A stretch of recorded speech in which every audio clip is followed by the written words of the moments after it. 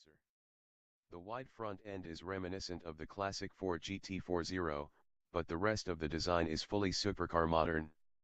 The tight, two-seat passenger cell tapers to a point above the two cannon-sized central exhaust outlets, and the rear fenders sit entirely apart from the main fuselage.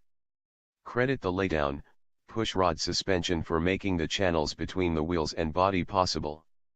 Unlike last decade's GT, the doors hinge up and forward and don't incorporate portions of the roof.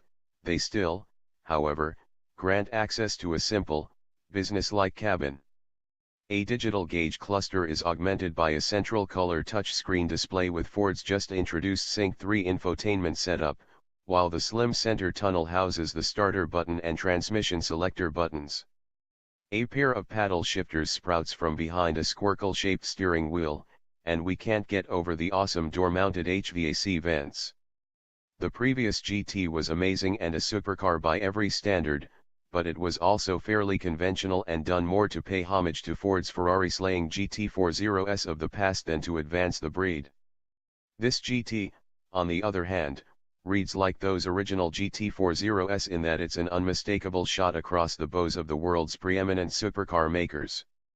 It's as if Ford's engineers got punch-drunk on performance after churning out the Shelby GT350 and the new F-150 Raptor, turned to one another and asked, "What's next?" The answer, of course, was to once again take aim at the big guns from Europe. While the Detroit car is technically a concept, as we said up top, the GT will be produced starting next year.